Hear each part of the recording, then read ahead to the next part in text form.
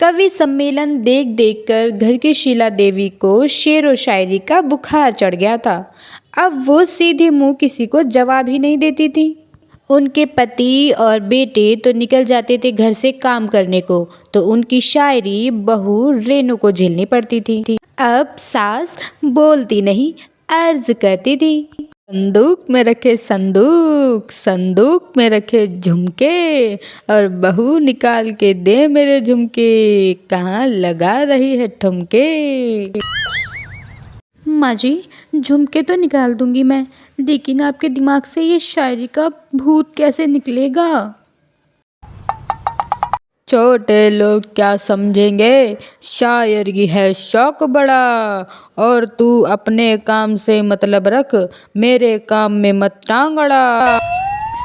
शौक अलग चीज़ है, लेकिन हर चीज़ में अपनी शौक डालने से जग हंसाई हो सकती है सासू माँ।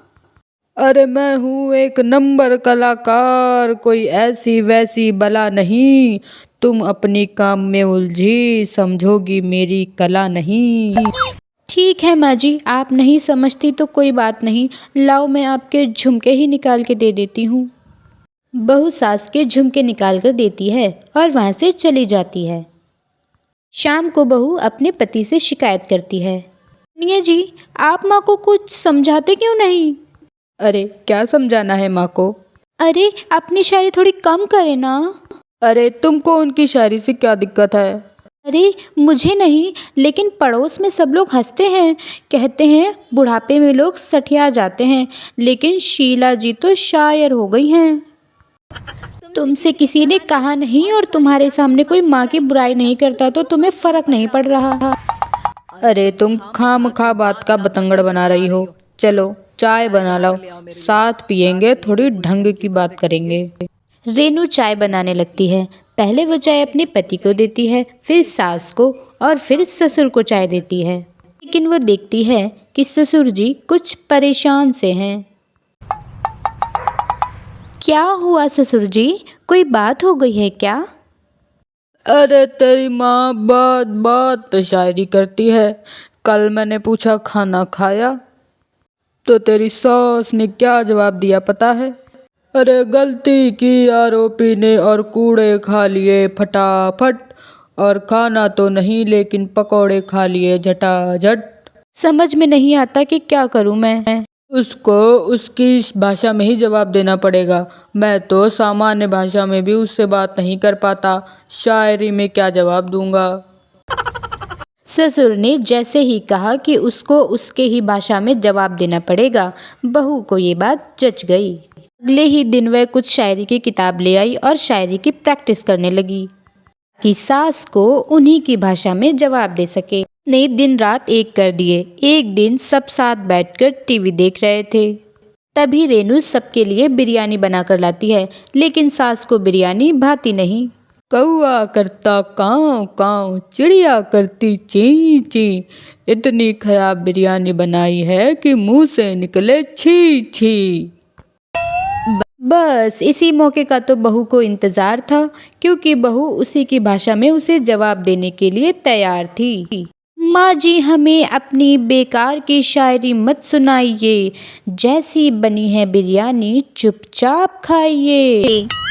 ससुर ने और रेनू के पति ने शायरी सुनते ही जोरदार ताली बजाई, और बहू का शायराना अंदाज देखकर सास की तो गले में ही बिरयानी अटक गई।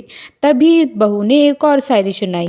शायरी में हो जाएगी सास बहू के सामने ढेर, क्योंकि सास सुनाएगी एक शेर तो बहू सुनाएगी सवा शेर। सास को छोड़ सब वाह वाह करने लगे, और आज पहली बार सास को नहले पे दहला मिला था, और रेनू ने सास का मुंह बंद करवा दिया था। अगले दिन रेनू का पति उससे कहता है, अरे वाह, तुमने तो माँ की बोलती ही बंद करवा दी, मज़ा आ गया। चलो अब मेरे लिए कुछ बना दो, खाकर मैं काम पे चला जाऊँगा। शायरी है मेरा जीवन, वही करूँगी जी भर के, नौकरानी रख लो कोई, काम नहीं करूँगी घर के। तुम क्यों माँ जैसी बातें कर रही हो? नॉर्मल से करो ना।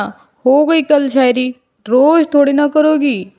शीशी भरी गुलाब की पत्थर से फोड़ दो, जो मुझे शायरी से मना करे उसके कान मरोड़ दो।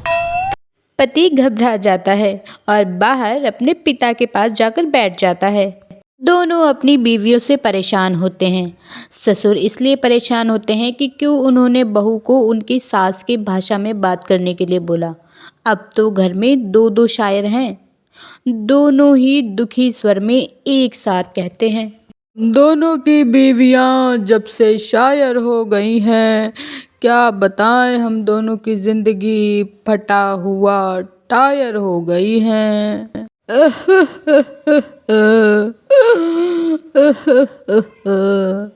हम दोनों की ही बीवियां जब से शायर हो गई हैं, क्या बताएं जिंदगी हमारी फटा हुआ टायर हो गई हैं।